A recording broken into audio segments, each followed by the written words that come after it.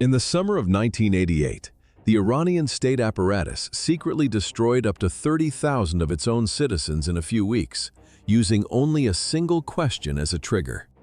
For decades, the world remained silent. The truth stayed buried behind prison walls, while the executioners rose to the highest offices in Tehran. The process was a factory of death. Guards led groups of men and women into a small, windowless room. 3 officials sat behind a desk. No lawyers, no witnesses. The question was simple. Do you still support the People's Mujahideen? A yes or a no determined everything. The commission noted the answer on a paper list. The shuffling of these pages was the only sound in the room. 2 doors stood at the back. One led back to the crowded cells. The other led to a neighboring hall. The condemned walked in groups. The echo of their boots on the concrete floor filled the corridor. They moved toward the second door. How many died in those 5 months? Estimates range from 4,000 to 30,000 people. 30,000 is the entire population of Monaco, wiped out in a single summer. There were no appeals, no announcements to the families. The state simply stopped acknowledging the prisoners existed.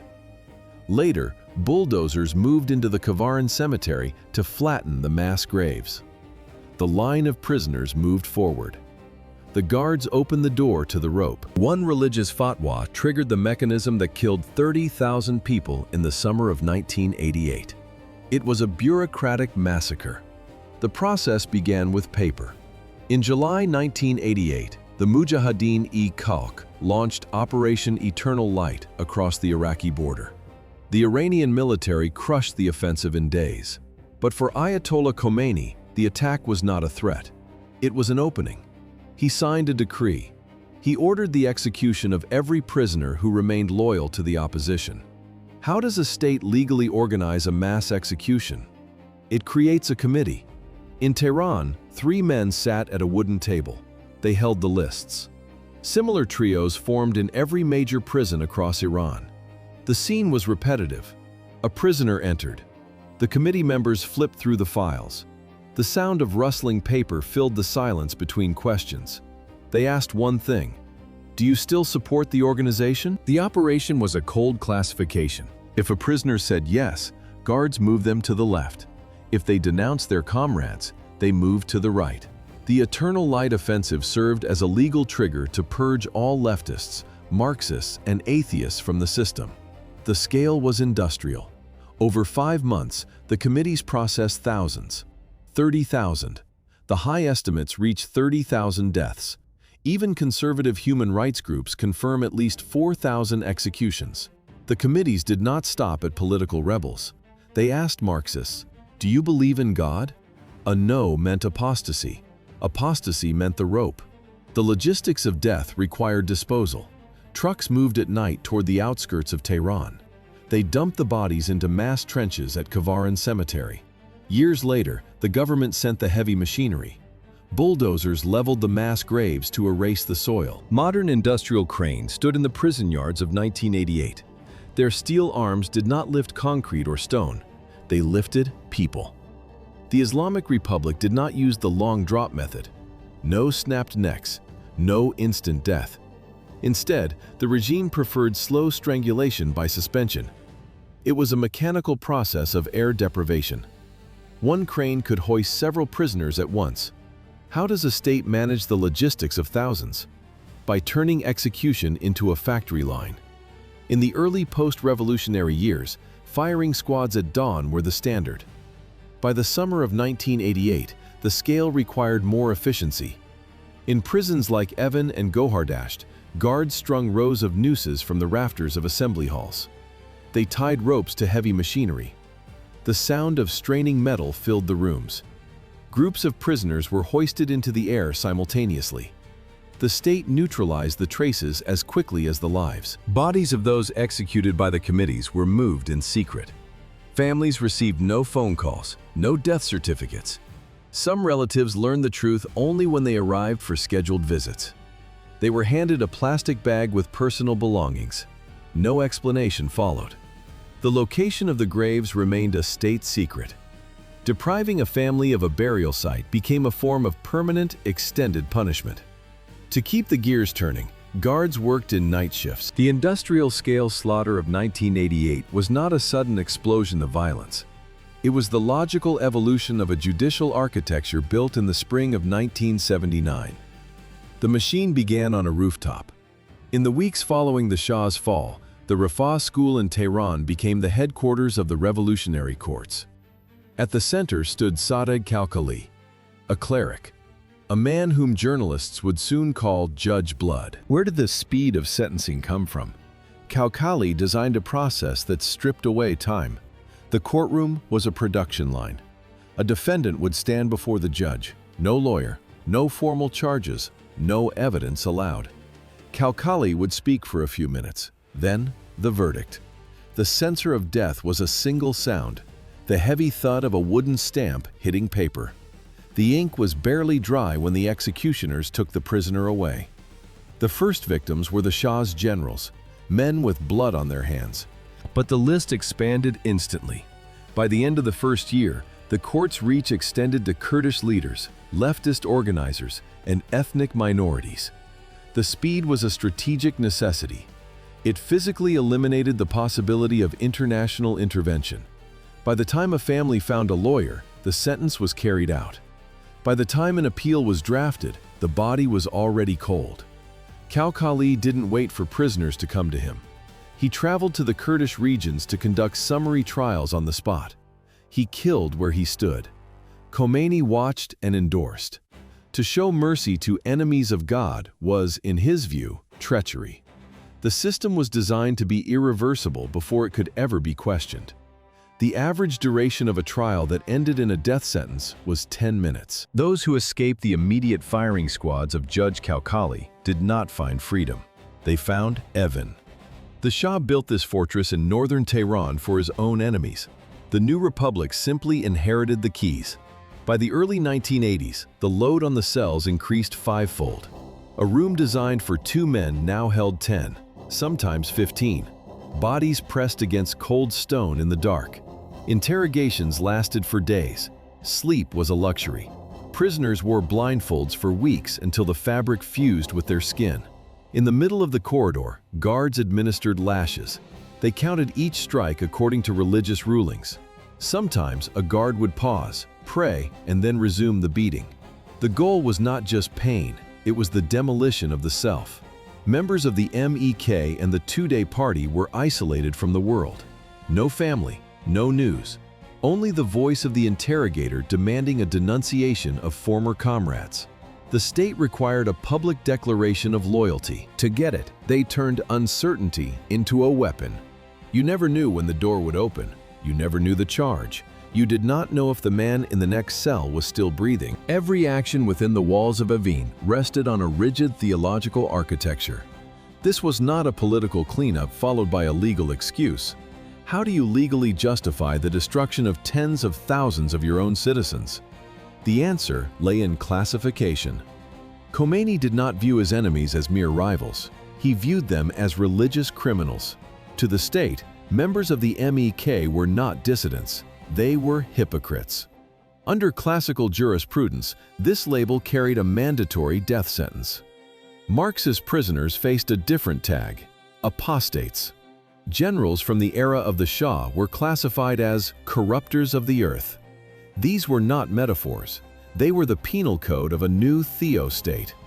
In the 20th century, this turned execution into a bureaucratic ritual. The state used these terms to bypass international law entirely.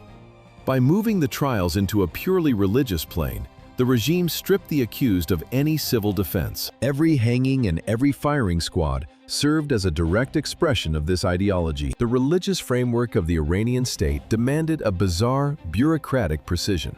Law surpassed life. Theology justified the gallows. In the summer of 1988, the system faced a legal deadlock. Religious law forbade the execution of virgins. This was not a reprieve, it was a procedural hurdle. To bypass the restriction, the state implemented a chilling innovation. Guards forcibly married young women the night before their scheduled deaths. Legal purity was maintained through rape. A prison guard would sign the marriage contract. He would enter the cell. By morning, the theological obstacle was gone. The woman was no longer a virgin. The execution could proceed. Survivors documented this practice in detail for human rights investigators.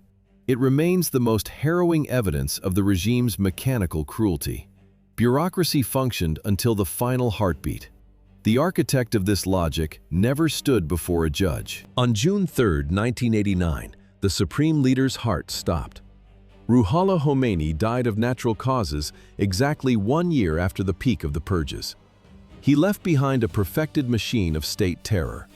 Khomeini died in a hospital bed from heart failure. To understand the machine, you must understand the architect. Ruhollah Khomeini did not just lead a revolution, he engineered a state. The man who died in June 1989 had spent 87 years preparing for his final decade of power. Who designed the system that subjugated an entire nation? The blueprint began in 1902 in a small town in central Iran.